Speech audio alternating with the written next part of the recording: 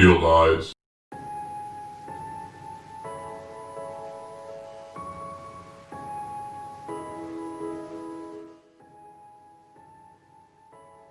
The Cat in the Hat is the best movie I've ever seen. It's a confrontational film, one that asks its audience to look at images they desperately don't want to see. It's intelligent, clever, challenging, and above all, inspirational. And along with some of its contemporaries, it would go on to define an era of cinema. However, like so many other works of genius, critics failed to recognize its true excellence. In fact, the film went so far over critics' heads that Universal was forced to cancel their planned Seuss cinematic universe, which of course began in 2001 with the Grinch's origin story and was set to continue with the Grinch vs. the Cat in the Hat, an adaptation of the fan favorite arc from the original anime.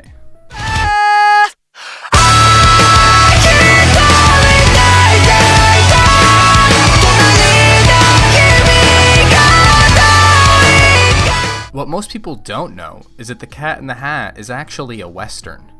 There may be no horses, no train robberies, and no quick-draw showdowns, but trust me, thematically this movie is an honest-to-God red-blooded western. On the surface, it's simple really. A cat, a hat, a murder with a baseball bat. But any film scholar would agree that this movie is so much more than the filth the media painted it as, and that it's surely amongst the most influential westerns ever made. In a way, the film was ahead of its time, as its innovations in the western genre predate and honestly surpass the movements we've seen with neo-westerns in the past few decades. So, without any further ado, let's talk about 2003's The Cat in the Hat. It's a western.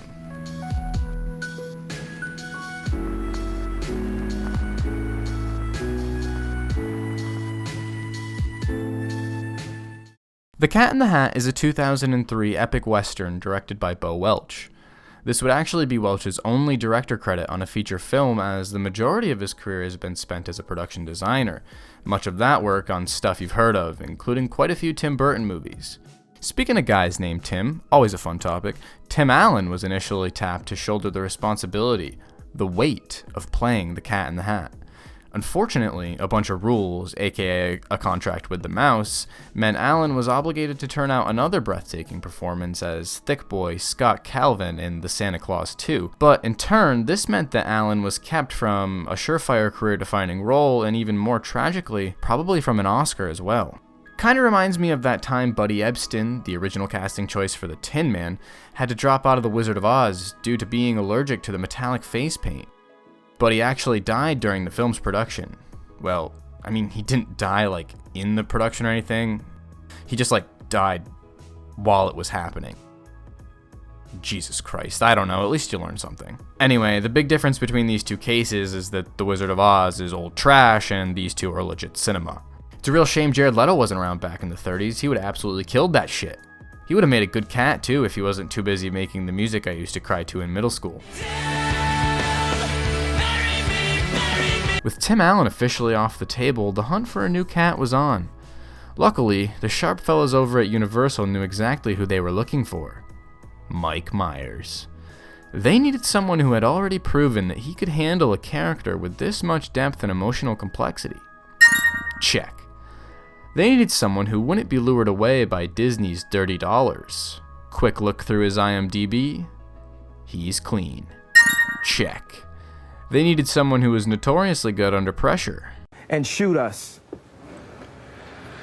And subtle, but in even many ways more profoundly devastating, is the lasting damage to the survivors' will to rebuild and remain in the area. The destruction of the spirit of the people of southern Louisiana and Mississippi may end up being the most tragic loss of all. George Bush doesn't care about black people. Check. By God, Mike's the perfect man. Besides, he owes Universal a solid after that little breach of contract snafu from back in 2000. Remember that, Mike? Got him. He's got no choice. The dream team was coming together with Bo Welch's vast experience and Mike Myers being legally obligated to be there. A guaranteed hit was brewing. Add in a Fanning sister and John Stamos for good measure. Oh wait, what's that? John said he won't do it? How about Alec Baldwin? Nice. Sign a couple of depth guys here and there and boom. The roster is complete. Time to make a movie.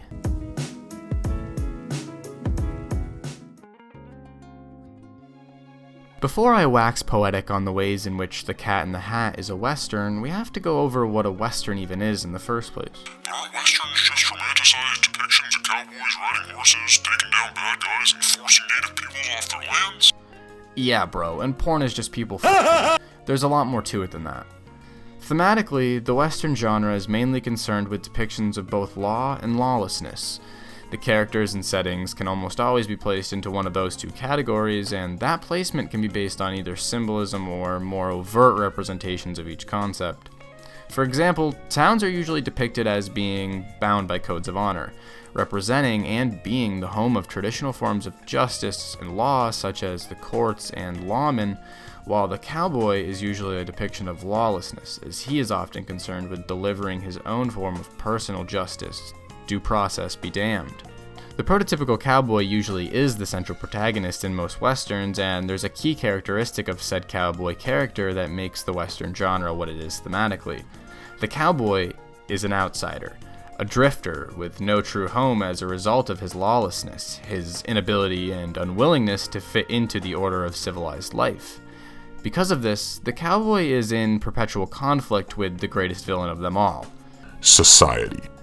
In effect, the cowboy is the personification of the American West itself, wild and unbound from the laws and social order of humans, and this is precisely why the cowboy is a drifter at the start of the film and remains one as he rides off into the sunset at the end of the film. The basic blueprint of the Western starts with the cowboy drifting into a Western town where he discovers conflict. This conflict can take many forms, whether that be an outlaw gang, a train robbery, the construction of a railroad, the opportunity to take revenge for a wrong done to himself or an innocent, or, unfortunately, the aforementioned theft of native land. He resolves this conflict, usually with direct confrontation, delivering his vigilante justice in a climactic showdown. With order restored, the cowboy must leave as he himself is the embodiment of the same lawlessness he fights and thus must leave the order he has just established. Of course, there's plenty of westerns that don't follow this formula to a T, The Cat in the Hat being one of those, but this is the basic structure from which creative deviations can be made. Having said that, The Cat in the Hat's participation in the western genre should be clear now. The cat is the outsider. The lawless cowboy who blows into town where he encounters conflict, solves that conflict, and leaves as he is unable to change his lawless ways and join organized society. There is a key difference here, though, that isn't seen in the Western blueprint, and that's that the cat's own deeds lead to the need for the establishment of law, as opposed to some sort of external force.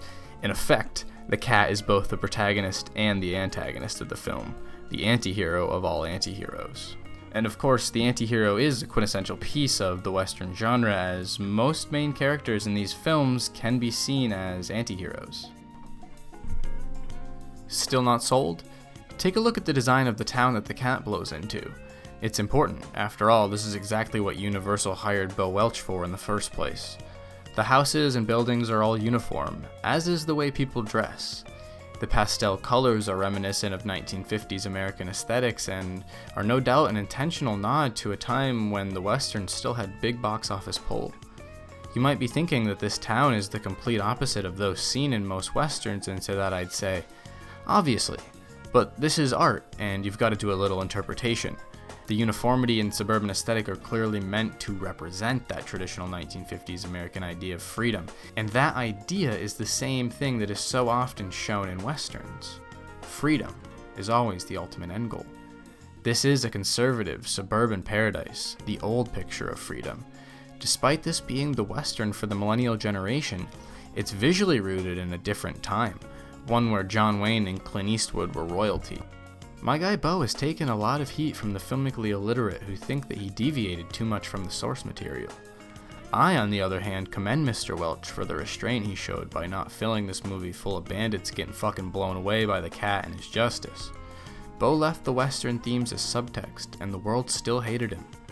Rest easy, King. Your work is just misunderstood. Movies can be whatever you want them to be. It just so happens that this one really is a Western. but I will concede that it could be seen as a horror film too, as the cat does unleash two demons from a torture box around the midpoint of the film. It's all in the eye of the beholder. That being said, the next time your uncle who hunts, the one who always wears a belt buckle with I don't know, a fucking Model T on it or something, is laid back in his recliner watching an old western, tell him to turn that trash off and put a real man's western on.